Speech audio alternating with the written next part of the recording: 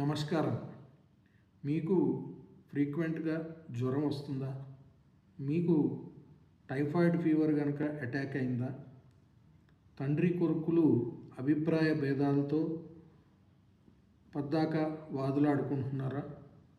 తండ్రి కొడుకుల మధ్య సఖ్యత లేదా? కొడుకు చేసే పనులు తండ్రికి నచ్చటం లేదా? లేదా తండ్రి తన యొక్క పనుల ద్వారా తండ్రికి మానసిక క్షోభని కలిగిస్తున్నాడా? ఈ లక్షణాలన్నీ కనపడినప్పుడు ఒక అద్భుతమైన రెమెడీ చేసినట్లయితే మీకు సాంత్వన కలుగుతుంది. ఆ రెమెడీ ఏంటంటే, ప్రతి నెల మాస సంక్రాంతి అని వస్తుంది.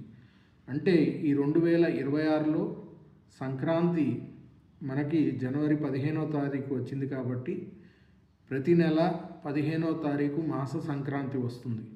లేదా మీకు అందుబాటులో ఉన్న తెలుగు క్యాలెండర్లో మాస సంక్రాంతి గురించి చూడండి ఏ రోజు వచ్చిందో. ఆ రోజు బెల్లం, కేజీ బెల్లం మీకు దగ్గరలో ఉన్న దేవాలయంలో దానం చేయండి. లేదా మీరు దేవాలయానికి వెళ్ళే పరిస్థితిలో లేరు, ఎవరైతే మీ ఇంట్లో పనివారు కానీ మీకు అందుబాటులో ఎవరైతే ఈ యొక్క దానాన్ని స్వీకరించి వారికి అది ఉపయోగపడుతుందో అటువంటి వారికి చూసి ఈ బెల్లం కేజీని దానంగా ఇవ్వండి.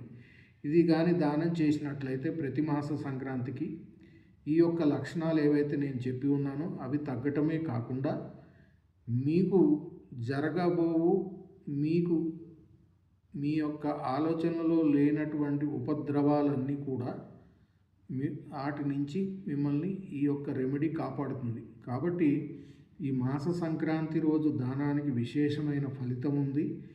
ఈ మాస సంక్రాంతి రోజు దానం చేయండి బెల్లాన్ని.